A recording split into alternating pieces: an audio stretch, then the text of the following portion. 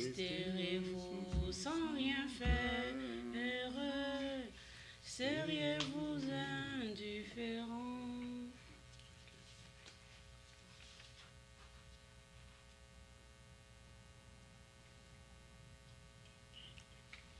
Tout joyeux, exaltant le Seigneur, chantons et célébrons ses louanges, adorons avec foi le Seigneur. Nous joignons au céleste phalange.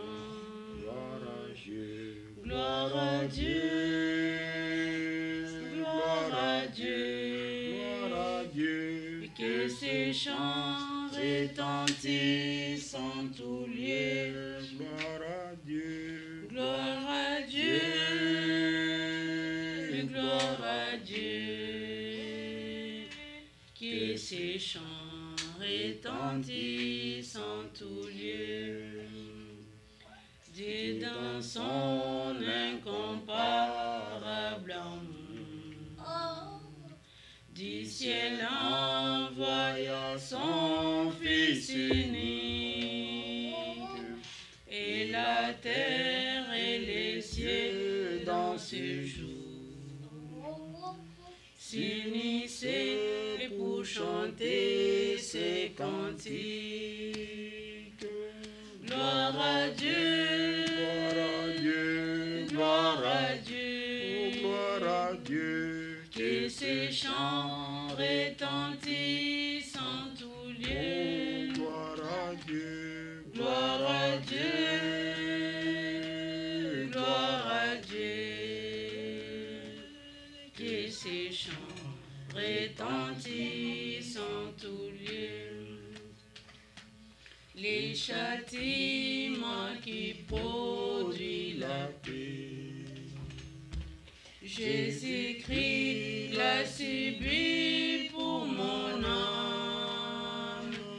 Il voulut expier nos forfaits en mourant lui sur le bois infâme. Gloire à Dieu,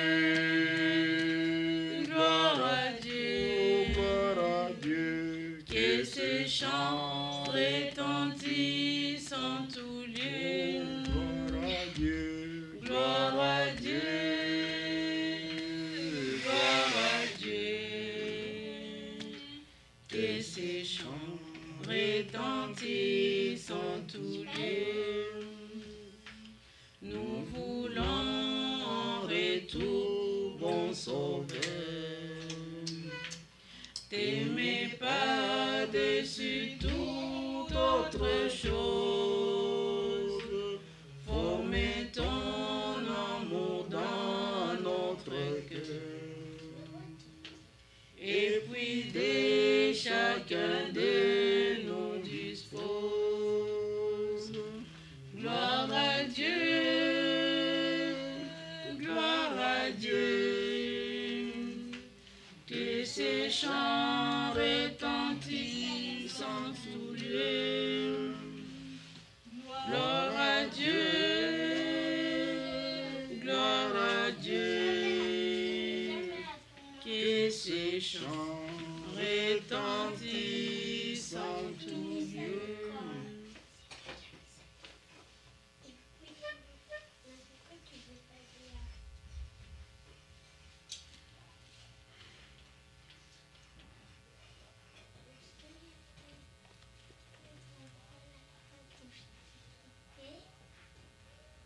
Refuge à la vue du monde entier. Verset 21, tu les protèges sous l'abri de ta face contre les plans malveillants des hommes, et tu les protèges dans ta tente contre les langues qui les attaquent. Verset 22, loué soit le Seigneur, parce qu'il m'a montré sa grâce d'une manière merveilleuse dans une forteresse. Moi, dans mon désespoir, je pensais être rejeté loin de tes yeux. Mais tu as entendu ma grande supplication quand j'ai crié vers toi. Verset 24, aimez le Seigneur, vous tous, ses pieux. Le Seigneur garde et est fidèle, mais il rend abondamment à celui qui s'enfonce dans l'orgueil. Verset 25, fortifiez-vous et que votre cœur soit ferme, vous tous qui espérez dans le Seigneur. On attend jusqu'ici cette précieuse et sainte parole de Dieu. Levons-nous pour une prière commune. Dieu fidèle, nous te remercions à nouveau de tout notre cœur pour cette heure et ces moments où nous avons pu nous réunir pour louer ton Saint-Nom, pour t'apporter l'honneur et la louange. Seigneur, tu as fait de grandes choses en nous. Nous avons confiance en toi et nous nous appuyons sur toi dans toutes les circonstances de la vie.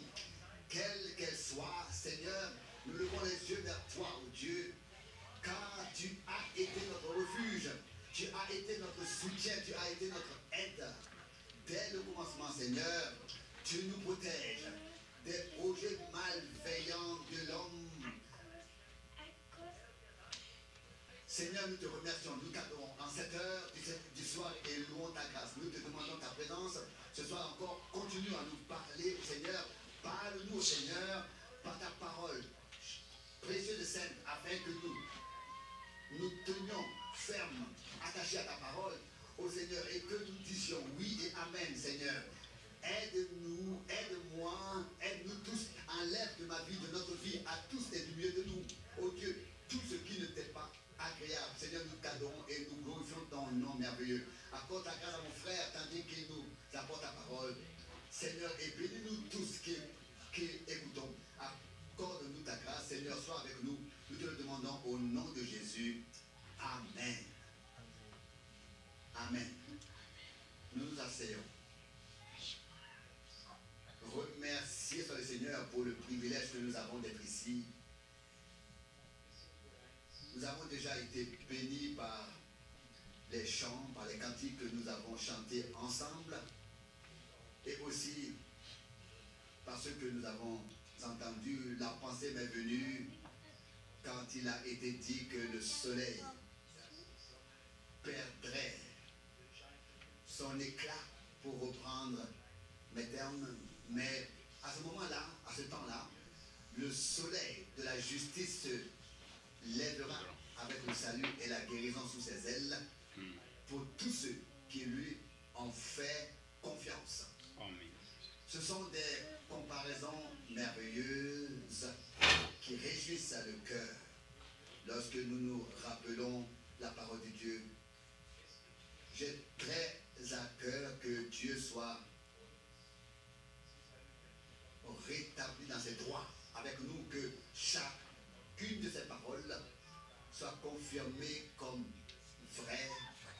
Vous savez que nous avons entendu tant de choses, nous avons entendu de puissantes prédications et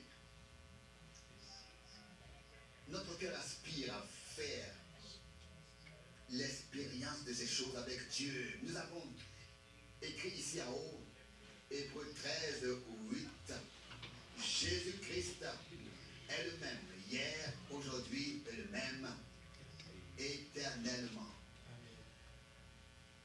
Nous devons nous imaginer ce qu'il ferait s'il pouvait entrer dans cette salle et si nous pouvions le voir et nous prosterner devant lui pour lui dire ce qui touche notre cœur.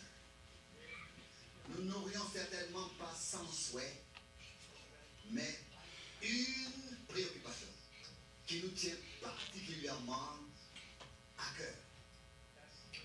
Nous le lui dirions. Et je suis sûr qu'il ne rejetterait personne qui viendrait à lui. Il ne l'a pas fait autrefois et il ne le ferait pas non plus aujourd'hui, car il reste le même. Or, il n'est pas sur terre sous une forme visible, de sorte que l'on puisse dire qu'il est ici ou alors qu'il est là-bas. Et pourtant, il est présent comme il l'a promis pour confirmer sa parole et bénir son peuple. Nous ne pouvons pas passer à côté de la détresse que portent les individus. Elle doit devenir notre détresse personnelle. Et lorsque cela se produit, nous nous présentons ensemble devant la face de Dieu en croyant qu'il nous aide. Et je vais peut-être lire 2 ou 3 passages bibliques. Et comme je l'ai dit, je ne prêcherai pas ce soir. Nous allons simplement méditer la parole de Dieu et laisser le Seigneur parler par sa parole. Dans le psaume 31, nous l'avons lu, je voudrais juste relire le verset 23. Encore une fois.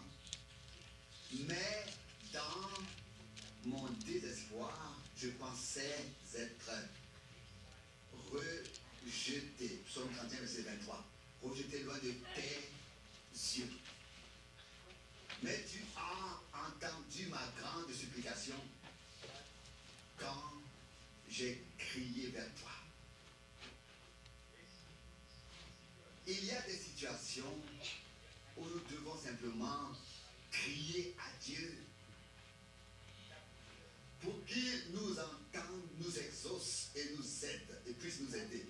Nous avons en effet la promesse suivante: celui qui invoquera le nom du Seigneur sera sauvé ou sera bienheureux. Et nous savons que Job était l'homme qui, parmi tous ceux qui ont parcouru cette terre, a été le plus éprouvé, le plus durement éprouvé. J'ai lu tout à l'heure un extrait de Job 30, je voudrais le lire ici aussi. Job 30, du verset 16. Job 30, verset 16. Maintenant, mon cœur se vide de son sang. Les jours de misère me tiennent en leur pouvoir. Verset 17. La nuit perce mes os et les détache de moi. Est-ce bien cela? Verset 17. La suite: et les douleurs qui me rongent ne dorment pas. Peut-être d'abord jusqu'ici. Nous remarquons dans quelle détresse intérieure il se trouvait. Et tout homme qui veut vraiment subsister devant Dieu reconnaîtra personnellement cette détresse profonde et viendra ainsi à Dieu pour qu'il puisse l'aider. Nous allons le voir dans un instant. Les personnes qui traversent des épreuves difficiles, qu'elles soient, souhaitent parfois s'évader et ne sont pas satisfaites d'elles-mêmes ni des circonstances. Mais la solution, la rédemption et la guérison, le salut et le salut viennent de Dieu seul. Et si nous crions vers lui dans notre détresse, il répondra. Il l'a promis. Et il n'est pas difficile pour de telles personnes de comprendre ce que Job dit ici. Verset 17. La nuit perce dans mes os. Le sommeil échappe à à de telles personnes, ils ne peuvent pas dormir avec ce qui les touche. Et ils se découragent car la douleur qui les ronge s'empare d'eux. Mais alors, pour nous qui voulons faire confiance à Dieu, il y a une issue que les non-croyants n'ont pas. Ils sont abandonnés à leur découragement. Il n'en va pas de même pour le croyant. Il faut que vienne le jour et l'heure où l'inspiration divine, cette foi qui ne vient pas de la réflexion, mais de la prédication, allume quelque chose dans notre cœur comme une étincelle et que nous puissions alors invoquer le nom du Seigneur dans cette foi inspirée par Dieu. Au verset 20, il est écrit: si je crie vers toi, tu ne me réponds pas. Si je me présente devant toi, tu ne prends pas garde à moi. N'avons-nous pas parfois cette impression aussi en tant que croyants? N'est-ce pas là les pensées qui nous animent? Seigneur, me vois-tu au moins? Est-ce que tu t'occupes de moi? Ma souffrance te concerne-t-elle? La détresse dans laquelle je me trouve? Est-ce que tu t'en as déjà occupé, ô Dieu? Ne sont-ce pas parfois de telles pensées qui s'emparent de nous? Mais écoutez maintenant ce qui est dit ensuite au verset 24. N'est-ce pas en se noyant qu'on tend la main? Et n'est-ce pas en s'enfonçant qu'on lance un appel au secours? Cela nous paraît évident. L'homme qui se noie tendra encore la main avec cette dernière force. Et nous savons par l'histoire de Pierre, mais que cela pourrait devenir mon histoire et la tienne, que le Seigneur est proche de ceux qui ont regardé le vent et les vagues et qui pourtant sombrent. Et sans le Seigneur, Pierre n'aurait effectivement plus été là. Il aurait sombré. Mais il avait une fois placé sa confiance dans le Seigneur et s'était mis à sa suite. Et cela suffit une fois pour toutes. Il n'y avait pas de retour en arrière possible. Il n'y a pas eu de noyade. Il y a eu un naufrage, mais pas de noyade. Et il est dit ici, verset 24, n'est-ce pas au moment de la noyade qu'on tend la main, verset 24, et n'est-ce pas au moment de l'engloutissement qu'on lance un appel au secours? Et ensuite le verset 25, Job 30, verset 25. N'ai-je pas pleuré sur celui qui avait des jours difficiles? Et mon cœur n'a-t-il pas été affligé pour le pauvre? Verset 26. Oui, j'ai attendu le bonheur, mais le malheur est venu. Et j'ai attendu la lumière, mais les ténèbres sont venues. Verset 27. Mes entrailles sont agitées sans cesse. Des jours de souffrance m'ont assailli. Verset 28. Je marche dans la tristesse sans soleil. Je me lève en pleine assemblée et je crie. C'est ce qui est arrivé à un homme qui s'est confié en Dieu.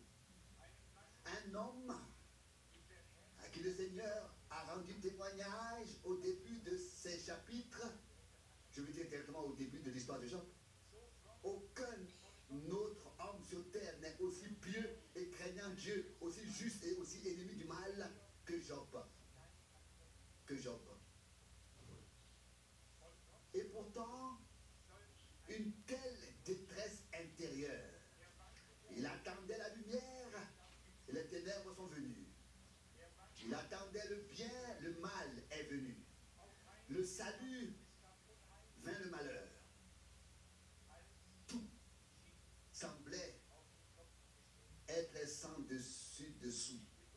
L'épreuve dépassait ses capacités. Tout ce qui l'entourait semblait sombrer. Puis il dit au verset 27, mes entrailles se sont agitées sans cesse. Des jours de souffrance m'ont assailli. Certains d'entre nous, et peut-être l'un de cette manière et l'autre un peu différemment, mais au fond, c'est notre état à tous. L'un a une détresse spirituelle, l'autre une détresse physique. L'un manque ici, l'autre manque là. D'une manière ou d'une autre, nous soupirons tous en attendant que la puissance de Dieu se manifeste. Verset 28, je marche dans la détresse sans soleil. Sans soleil. On peut chanter Sonnenschein der Gnade strahlet, le rayon de soleil, le rayon de soleil de grâce brille et on peut le chanter, mais la douleur est dans le cœur. Mais Dieu veut sans doute nous montrer qu'il est plus que capable de mettre fin à cet état. Cela ne peut pas être un état permanent, car à la longue, aucun homme qui a fait l'expérience de Dieu, qui a expérimenté Dieu et qui sait que Dieu est capable de tout faire, qu'il est capable de sauver, de guérir, d'aider et de tout retourner, un tel homme ne peut le supporter. Une telle personne ne peut pas, à la longue, se résigner à être dans une telle situation. Nous savons que Dieu est capable de sauver, d'aider, de guérir, de secourir, de délivrer. Que non seulement il est capable de faire toutes ces choses, que aussi doivent se mettre à la disposition de Dieu pour le bien des autres, à cause des autres. Dieu ne à lui dans la foi et de recevoir sa parole, de toucher sa main secourable et de nous laisser extraire de cette situation.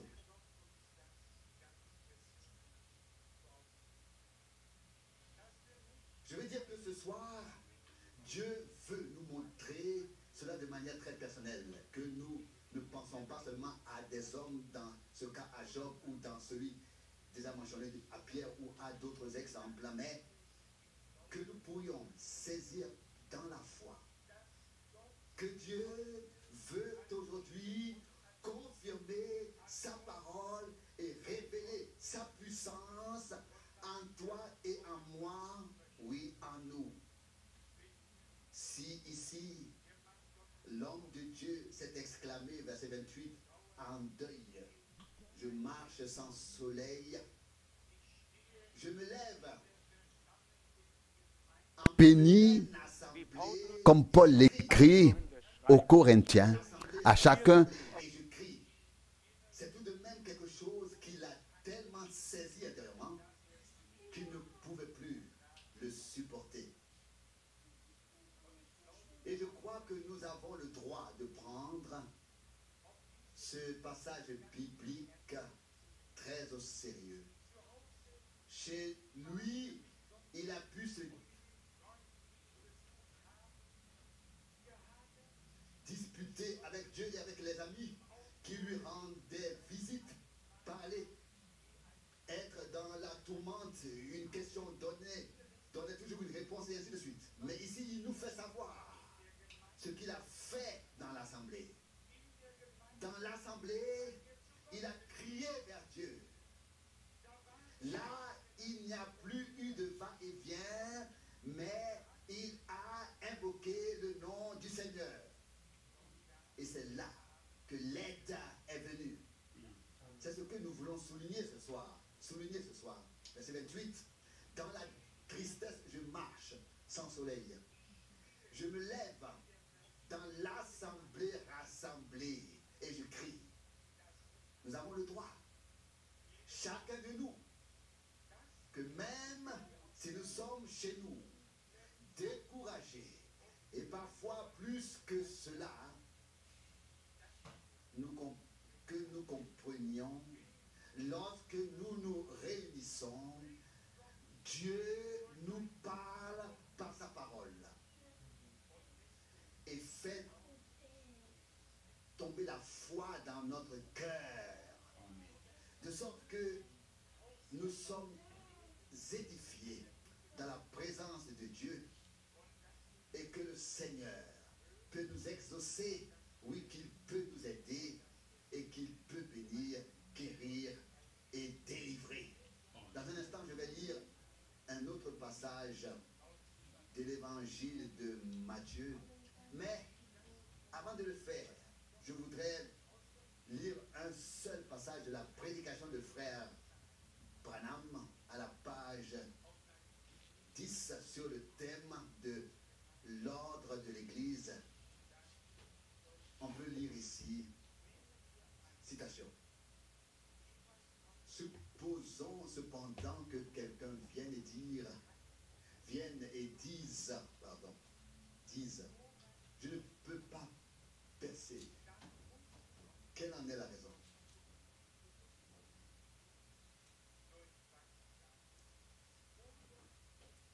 Alors Dieu doit pénétrer dans la vie de cette personne par le parler en langue et l'interprétation par la prophétie ou d'une autre manière, mettre en lumière ce qu'elle a fait et le lui dire. C'est un service qui n'appartient pas au pasteur. Ces dons font partie du service divin. Ces dons font partie du service divin, mais il ne doit pas être ici dans ce contexte exercé dans la réunion. J'ai lu cela avec l'intention de partager un peu la responsabilité les uns des autres. Il se peut que nous pensions que le prédicateur, c'est lui qui va faire tout cela. Il a sa tâche, à savoir annoncer la parole de Dieu de manière à ce que les auditeurs puissent saisir la main de Dieu dans la foi. Mais s'ils ne parviennent pas à percer, comme nous l'avons lu, Dieu a aussi placé et déposé dans l'assemblée des dons qui doivent être utilisés pour que la personne concernée reçoive de l'aide de Dieu. Et je remarque pour la première fois qu'il n'est pas écrit à la fin que cela lui sera prophétisé, mais que cela lui sera dit. Il y a deux possibilités. Si ce n'est pas quelque chose de personnel, mais quelque chose qui renforce, qui fortifie la foi et qui peut être dit ouvertement, alors il y a la possibilité, comme frère Branham l'a fait très souvent, qu'il puisse dire aux gens qui ils sont, d'où ils viennent et ce que Dieu a fait dans leur vie. Il n'a exposé personne, n'a embarrassé personne, blâmé personne, mais a aidé les gens à partir, mais à aider les gens à recevoir le secours de Dieu. S'il y a quelque chose qui captive un homme et ne le lâche pas et qu'il ne peut donc pas il y a alors la possibilité que Dieu le révèle, mais que cette révélation soit alors dite à la personne concernée, à qui Dieu veut la faire profiter, à qui elle est destinée, et à personne d'autre. Avons-nous compris cela? Et à personne d'autre. Il n'est pas nécessaire que quelque chose de personnel soit dit à tout le monde. Tous ne sont pas visés, tous ne sont pas concernés. Mais là où les personnes concernées qui souhaitent que Dieu leur dise quelque chose peuvent être contactés et Dieu les aidera. Nous en arrivons à la question la plus sérieuse.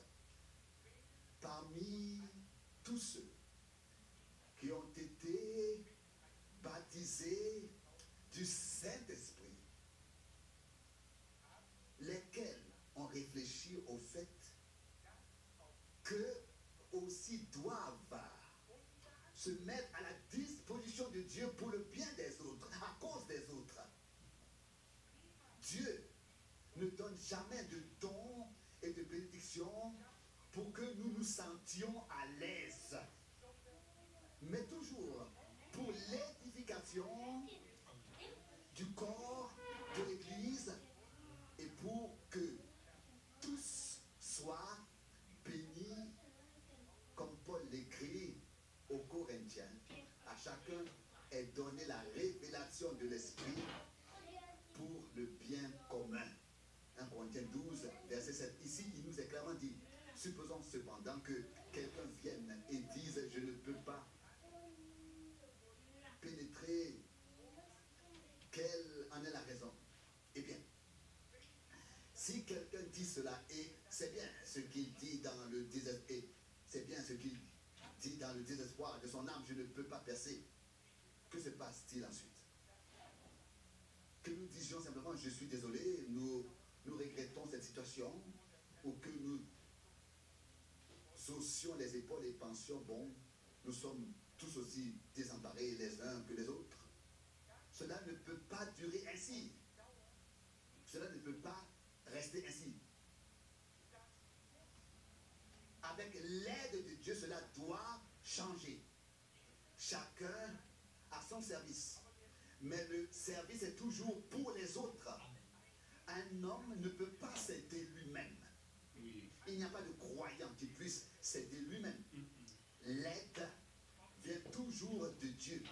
Et elle vient assez souvent par l'intermédiaire de frères et de sœurs qui peuvent être utilisés par Dieu de telle ou telle manière, par des dons de l'esprit et par l'action de l'esprit, pour pouvoir se servir les uns les autres. Cela m'est apparu sous un jour nouveau et m'a touché le cœur. Comme je l'ai dit plus tôt, nous avons reçu un si grand nombre de prédications, les plus puissantes et d'enseignements les plus profonds. Et il semble que nous puissions prononcer avec Job les mêmes paroles et dire ce qu'il a dit autrefois. Autrefois. La question qui surgit alors est la suivante. À quoi cela tient-il? Ce ne peut pas être à cause de Dieu, c'est impossible. À sa parole non plus, car lui et sa parole vont ensemble et sont la même chose. Est-ce dû à la prédication? Je ne sais pas. Je ne veux pas me laver les mains ou les mains de mes frères qui servent avec la parole. Nous ne voulons pas nous laver les mains dans l'innocence, mais je crois que nous pouvons dire que Dieu a toujours utilisé la prédication pour en nous susciter la confiance en lui et en sa parole. Et pourtant, nous devons être honnêtes, sans laisser la place à l'incrédulité, que Dieu, dans sa puissance, ne peut tout de même pas témoigner témoigner comme nous aimerions le voir. Et cela nous attriste, de savoir que Dieu, lui, qui est le Tout-Puissant, ne peut pas se manifester dans sa toute-puissance. Savoir que Jésus-Christ est le même. C'est ce que nous croyons au plus profond de notre âme. Et voir ensuite qu'il ne peut pas se manifester en tant que tel. Savoir qu'il est le Sauveur et voir malgré tout que des personnes ne sont pas sauvées. Ne sont pas sauvées.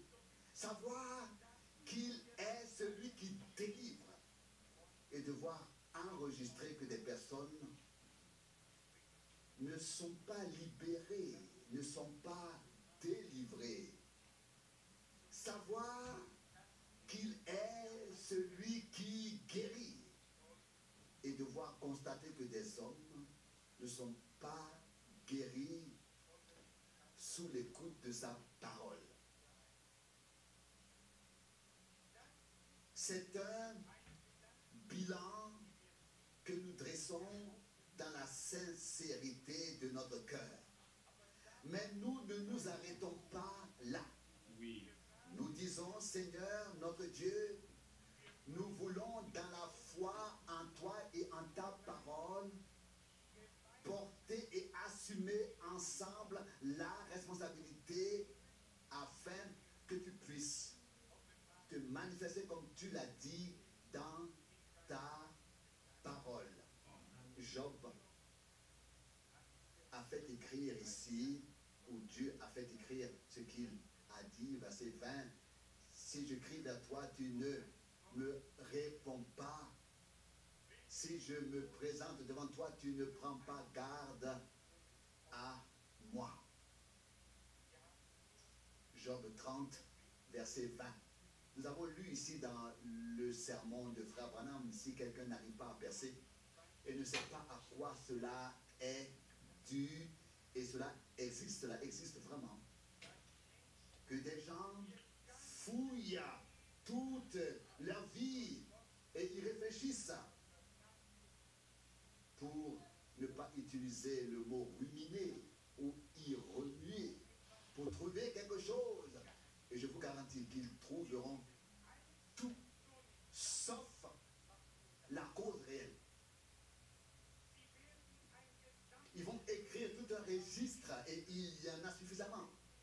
Ils s'assoient et puis ils vont écrire tout un registre de tout ce qui leur vient à l'esprit, qui n'a peut-être pas été juste devant Dieu. Et je vous le dis encore une fois, je vous garantis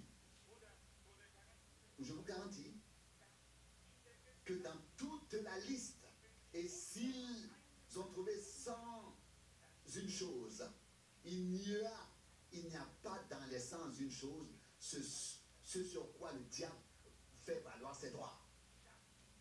Ça, c'est le problème.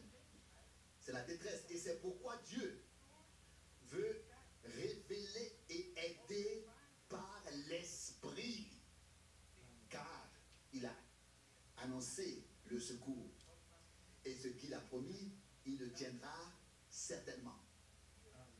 La situation de nos frères et sœurs, qu'ils soient ici ou non ce soir, doit nous toucher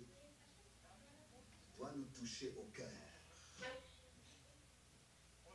Et nous devons ressentir les uns pour les autres et nous engager les uns pour les autres dans la prière. Ici, je pourrais me dire que j'ai fait mon devoir en rendant service, même si je veux me mettre à la disposition de Dieu de la même manière. S'il ne me donne pas de réponse, par exemple, il peut quand même te donner une réponse à travers moi.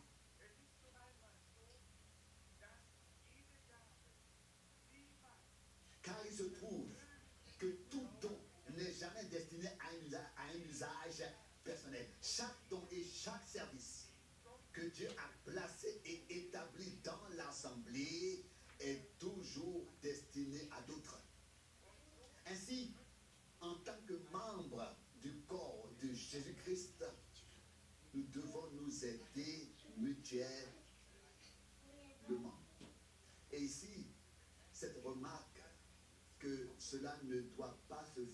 ouvertement dans une assemblée.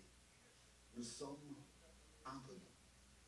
Ce n'est pas une évangélisation, ce n'est pas une conférence, mais nous sommes entre nous et nous pouvons faire confiance au Seigneur. Mais que nous nous laissions donner la sagesse d'avoir du discernement entre notre sensibilité, entre ce que nous ressentons et entre l'action de l'esprit, et puis aussi la sagesse de savoir comment faire quoi. Les derniers versets de Matthieu 9 disent ceci. Mais à la vue des foules, il fut saisi d'une profonde compassion, Matthieu 9, 36, pour elles, car elles étaient abattues et négligées comme des brebis qui n'ont pas de berger. Verset 37. Alors il dit à ses disciples, la moisson est grande, mais le nombre des ouvriers est petit. 38. Priez donc le maître de la moisson d'envoyer des ouvriers dans son champ de moisson. Matthieu 10, verset 1. Il appela ensuite ses 12 disciples et leur conféra un pouvoir sur les esprits impurs, de sorte qu'ils étaient capables de les chasser et de guérir toute maladie et toute infirmité. Il y a là une sorte d'ordre, d'envoi qui préfigure déjà ce qui est écrit dans Matthieu 28 et Marc 16. Marc 16. Au début du ministère, le Seigneur a placé cette image de la moisson, des brebis qui s'étaient égarées et qui suivaient leur propre chemin, qui ne pouvaient ni se chercher, ni se trouver, ni s'aider elles-mêmes. Et ensuite, il a demandé à ses disciples de prier pour que le maître de la moisson envoie des ouvriers dans son champ. Et là, il dit tout de suite, au verset suivant du chapitre 10, verset 1, il a ensuite appelé ses 12 disciples et leur a donné le pouvoir sur les esprits impurs, de sorte qu'ils pouvaient les chasser et guérir toute maladie et toute infirmité. Toute infirmité. Les maladies que le médecin peut guérir n'ont jamais pour cause un démon. C'est un rhume, ça peut être un rhume ou quoi que ce soit d'autre, une fracture ou n'importe quoi. Toute maladie qu'un médecin peut soigner, personne ne doit s'en inquiéter. Vous pouvez y aller en toute confiance et si cela vous convient, prendre le médicament. Nous ne sommes pas inquiets pour cela. Nous ne sommes pas du tout des fanatiques qui pensent que les médecins n'ont pas besoin d'exister. Nous sommes reconnaissants envers les médecins et envers chaque hôpital. Peut-être que je ne serais pas là aujourd'hui si cela n'existait pas.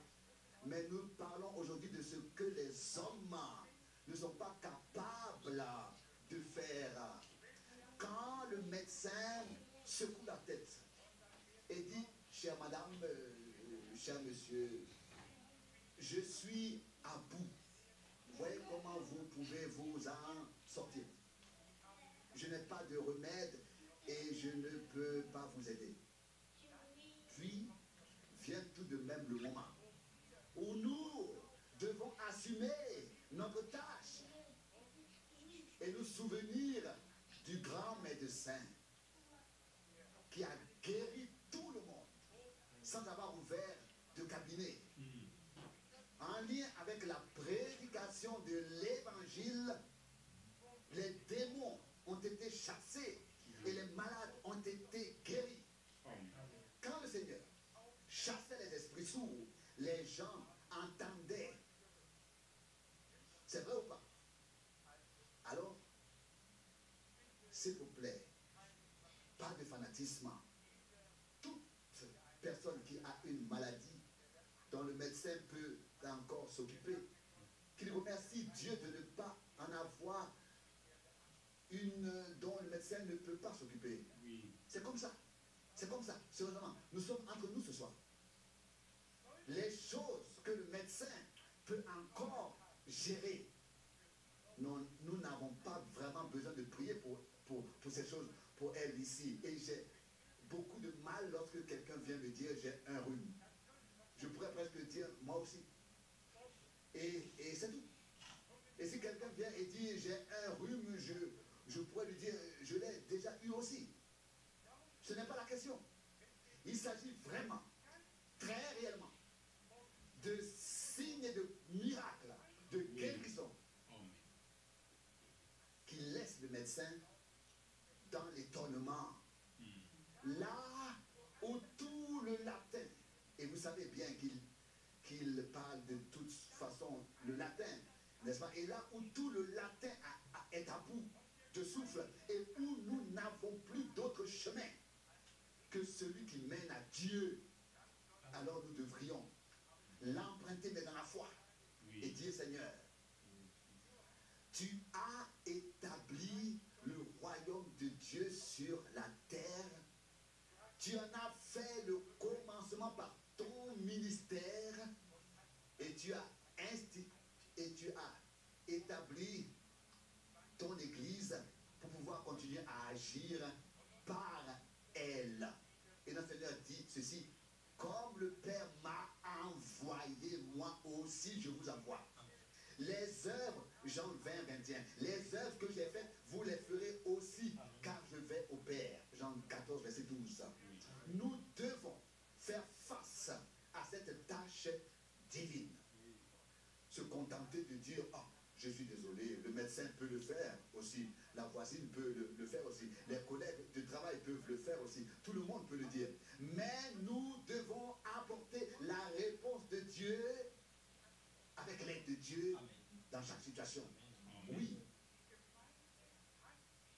L'Église a la réponse divine, que vous puissiez la saisir entièrement ou non. L'Église a reçu le mandat de Dieu d'annoncer l'évangile, de guérir les malades, de purifier les lépreux, de ressusciter les morts et tout ce qui est écrit ici. Et c'est à cette tâche que nous devons nous atteler en toute sincérité afin que les hommes éprouvés presque au-delà de leurs moyens ne sombrent pas dans le désespoir. Prenons-le donc aujourd'hui dans la main de Dieu. Vous tous qui savez que les médecins ne peuvent pas vous aider. Vous savez bien que Dieu peut vous aider par contre. Amen.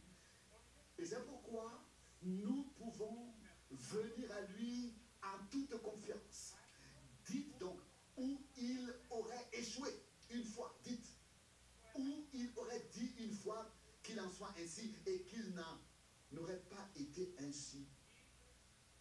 Après tout, chaque parole de Dieu est la vérité absolue. Et dans un verset, à un moment donné, frère Branham a dit textuellement que tout homme qui vient avec la bonne attitude envers Dieu et une promesse de la parole de Dieu, et avec une promesse de la parole, Dieu est obligé d'accomplir la parole de sa promesse. Dieu ne peut pas promettre quelque chose et ensuite s'asseoir et ne rien faire. Ce n'est pas possible. Dieu s'en tient à sa parole. Que les cieux et la terre s'écartent, que les collines et les montagnes disparaissent. Celui qui croit trouvera que sa parole demeure éternellement vraie. Ainsi, ce que nous ne pouvons pas faire nous-mêmes, spirituellement parlant, et ce que les médecins ne peuvent pas faire physiquement parlant, nous le remettrons entre les mains de Dieu et nous dirons, Seigneur, nous sommes ton peuple. Nous croyons ce que tu nous as dit dans ta parole. Prends-nous, donne-nous la bonne inspiration par ton esprit. Que nous ne demandions ni ne supplions longtemps, mais que nous exprimions dans la foi ce que nous pouvons demander à Dieu, ce que nous voulons demander à Dieu, et que nous remercions tout autant dans la foi de l'avoir déjà reçu. Et les frères sont prêts à imposer les mains dans la foi, pour autant que nous soyons prêts à croire aussi que Dieu les a établis et que Dieu est encore aujourd'hui lié à sa parole. Lorsque le Seigneur dit, ils imposeront les mains aux malades et ils seront guéris. Il s'agit d'une promesse divine. Une parole sur laquelle nous appuyons, une parole que Dieu veut accomplir. Nous devons nous atteler à cette tâche et dire, Seigneur, viens agir au milieu de nous par la puissance de ton sang, de ta parole et de ton esprit. Reçois tous ceux qui doivent prier et ceux pour qui il faut prier. Mets tout en ordre et conduis-nous par ton Saint-Esprit. Ôte toute crainte de nous. Parfois, nous avons peur de faire quelque chose de mal. Et c'est justement à ce moment-là que nous faisons tout à l'envers. Pas seulement quelque chose, mais tout. Il faut croire que Dieu veille et qu'il est avec nous. Et que dans une assemblée, nous pouvons venir en sa présence et tout lui dire et tout attendre. Tout attendre de Dieu. Que nous ne partions pas comme nous sommes venus, mais que nous puissions invoquer le nom du Seigneur et être convaincus de tout notre cœur en même temps que nous l'invoquons et que nous puissions ensuite le remercier de nous avoir exaucés. Personne ne doit se sentir obligé sur la base de la méditation de la parole des avancées aujourd'hui pour faire prier pour lui.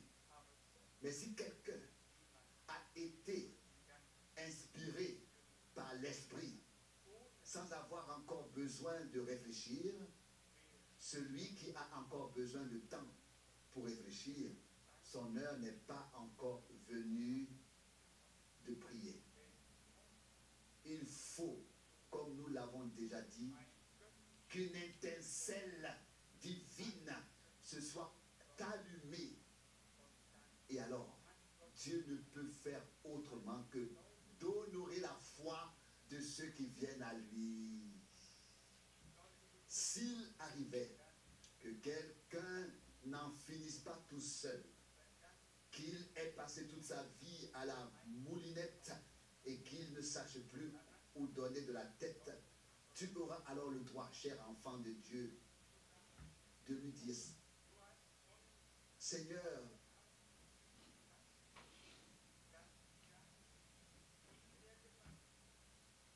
Seigneur, tu nous as fait savoir ce soir que les dons dans l'assemblée sont là dans le but de me dire ce en quoi l'ennemi fait valoir ses droits. Nous pouvons également prier pour cela et le Seigneur nous exaucera parce que nous prions selon sa volonté et nous remercions et nous reconnaissons alors que nos prières ont déjà été accordées par lui. Je suis convaincu que Dieu nous sur son chemin de toutes les manières possibles et qu'il nous donnera de la clarté sur ce que nous devons faire l'un comme l'autre. Celui qui s'avance devant pour servir avec la parole, pour prêcher, celui qui a été interpellé ensuite et qui vient à Dieu avec une requête ou lorsque des porteurs de dons doivent être utilisés de la part de Dieu, le Seigneur nous y aidera. C'est une directive qui nous a été donnée et nous voulons la prendre très au sérieux, vraiment, pour que Dieu puisse se manifester. Notre cri est celui de Job. Ô Dieu, combien de temps encore? J'attends la lumière et je suis dans l'obscurité. J'attends la guérison et je suis malade. J'attends du secours et je suis dans le besoin. Mais vous savez tous que Dieu a répondu. Les chapitres ne se terminent quand même pas par la détresse. Alors je refermerai maintenant et je dirai, mon Dieu, nous pouvons rentrer chez nous. Non, cela se termine tout autrement. Cela se termine par la réponse de Dieu. Oui. Cela se termine par l'aide de Dieu. Et c'est aussi ce que nous pouvons attendre de Dieu. C'est ce que nous pouvons croire, que les choses qui nous ont affectés ne sont pas la fin. La fin est dans les mains de Dieu. Amen. Et s'il s'abaisse, s'il descend et s'adresse à nous, s'il se révèle à nous et que nous contemplons sa gloire, alors nous sommes aidés, nous sommes alors consolés. Et c'est justement ce à quoi nous comptons, ce que nous attendons. Imaginez que cela se termine par ce que nous avons lu au chapitre 30 de Job. S'il n'y avait pas le chapitre 36, 37 et 38, là aussi, où le Seigneur s'est révélé d'une manière si merveilleuse, bien-aimé,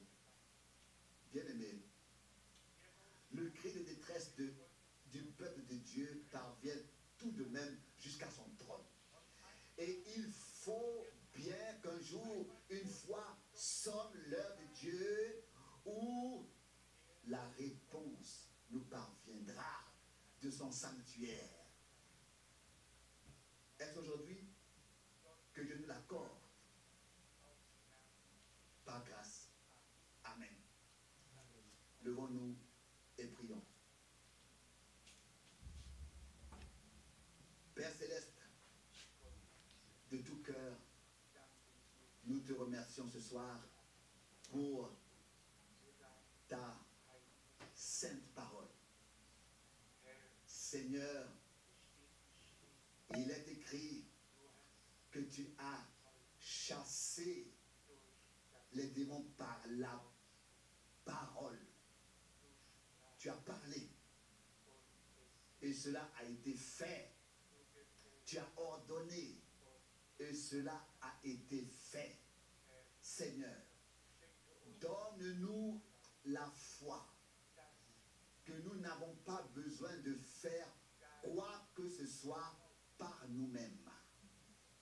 Et en même temps, la confiance que tu as déjà fait tout ce qui doit encore arriver. Seigneur fidèle, chaque maladie, chaque malade que tu as voulu guérir et que tu as guéri, c'est ce qui s'est passé lorsque tu es mort sur la croix à Golgotha. Tu as été meurtri à cause de nos péchés. Tu as été frappé à cause de nos fautes. Le châtiment a été mis sur toi pour notre paix, et par tes blessures, meurtrissures, nous avons été guéris. Seigneur, nous te remercions pour cela.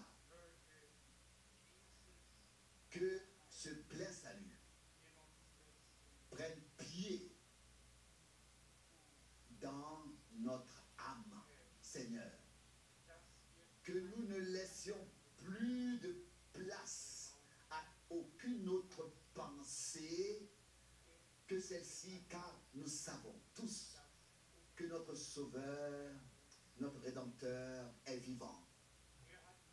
Il n'a pas seulement pris sur lui la souffrance, la culpabilité et la maladie.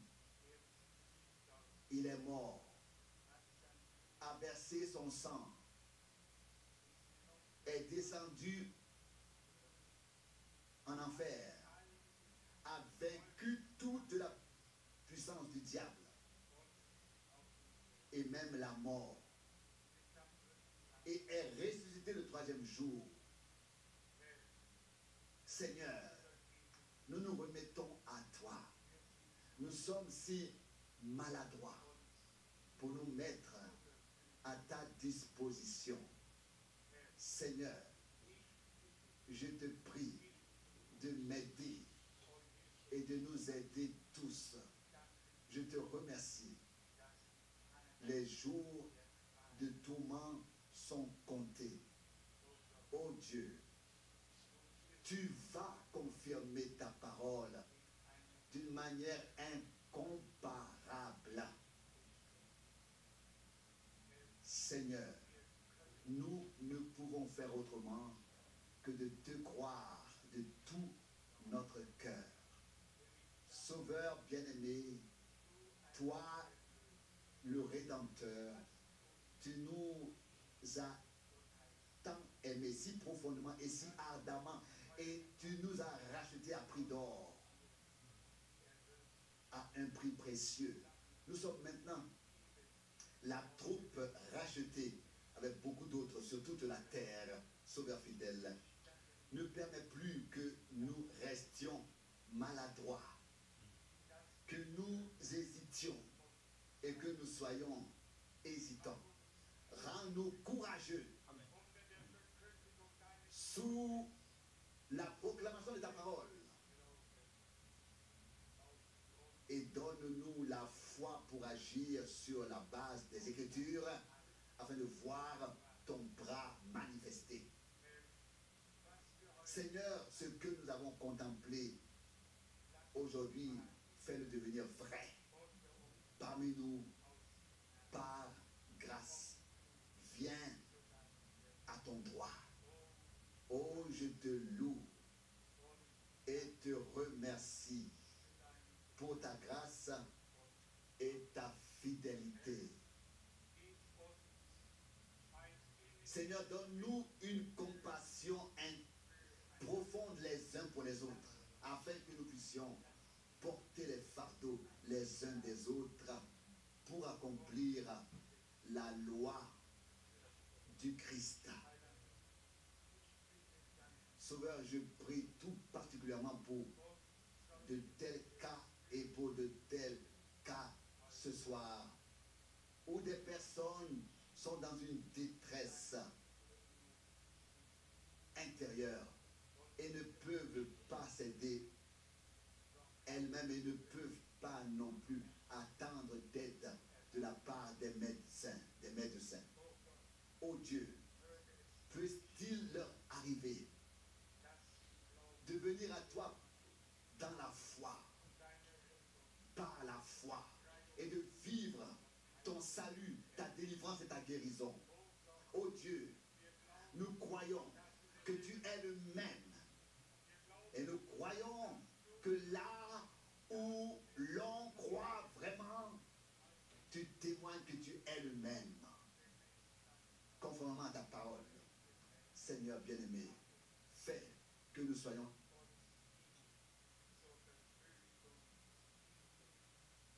capables de nous mettre à ta disposition et que nous n'ayons plus de maladresse. Oh Dieu, que la foi ne soit plus un effort, mais une béatitude en ta présence à te faire confiance. Alléluia. Seigneur, je te remercie. Tu es présent ce soir. Tu nous as parlé par ta parole et par ton esprit. Seigneur bien-aimé, toi bien-aimé, continue à nous parler ainsi jusqu'à ce que nous t'ayons pleinement compris et jusqu'à ce que tu sois pleinement venu dans tes droits, en nous, avec nous et par nous. Seigneur, tu souffres de voir ton œuvre de rédemption remise en question par l'ennemi au milieu de ton peuple. Oh mon Dieu, lave-nous de cette honte et sauve-nous. C'est notre appel commun aujourd'hui. Et comme Job l'a dit, je me lève dans l'assemblée rassemblée et je crie, oh mon Dieu, nous sommes ici en ta présence. Oh Dieu, si bouleversés que nous pouvons à peine dire quelque chose. Oh, comme nous aimerions que tu puisses encore agir par ton esprit à la fin de ce service divin. Nous voici, Dieu fidèle. Que veux-tu faire? Prends-nous, nous le demandons ensemble au Seigneur. Accorde-nous la grâce de comprendre la responsabilité et que tu as tout accompli, que nous n'avons qu'à le dire dans la foi et alors cela nous sera accordé. Oh Seigneur, je te remercie, je te remercie. Louange, gloire et adoration. Sauveur bien-aimé, Seigneur fidèle, à toi la gloire dans l'éternité. Alléluia. Amen. Nous pouvons aussi remercier le Seigneur ensemble et puis on va partir. C'est qu'on prie pour Henri Tester, l'enfant de frère Hervé qui est malade. Notre Dieu, notre Père, nous te disons encore une fois merci, merci pour ton amour, merci pour ta grâce. Merci Seigneur pour ces paroles que nous venons d'écouter et d'entendre Seigneur ce soir. Oh Dieu, c'était une parole qui nous rassure. Regardant Seigneur la vie de Job et la misère qu'il a traversée, mais Seigneur, tu ne l'as pas laissé ainsi. À la fin Seigneur, de Tout-Puissant, tu l'as couronné de tes biens. Et nous aussi nous reconnaissons Seigneur. Malgré les coups de l'ennemi, ô de Tout-Puissant, les difficultés de la vie que nous passons, ô de Tout-Puissant, cela ne remet pas en question, Seigneur, de Tout-Puissant, que tu es le Dieu Tout-Puissant et tu peux tout. Seigneur, toi tu es le grand médecin, comme nous l'avons entendu, le grand médecin sans cabinet, et tu de Tout-Puissant, tu guéris, Seigneur, ton peuple, Seigneur, de toute maladie. Nous aussi, Seigneur, que ce soit une maladie physique ou spirituelle, Seigneur, toi seul, tu prends soin de tout. En ce moment, ô Dieu, nous regardons à toi et nous nous abandonnons entre tes mains. Que toi seul, ô Dieu Tout-Puissant, tu puisses élever notre foi. Que nous ne puissions pas, Seigneur, regarder les coups de l'ennemi, mais que nous puissions te faire confiance et rester, Seigneur, attachés à ce qui nous est annoncé. Notre Dieu, nous nous souvenons aussi de l'enfant de notre frère Hervé qui est malade. Le frère était ici pour te servir. Il est parti, Seigneur, de Tout-Puissant. Nous ne savons pas ce qui se passe, mais toi, tu es un Dieu Tout-Puissant. Tu connais, Seigneur, toutes choses. Oh Dieu, nous recommandons aussi cet enfant de tes mains.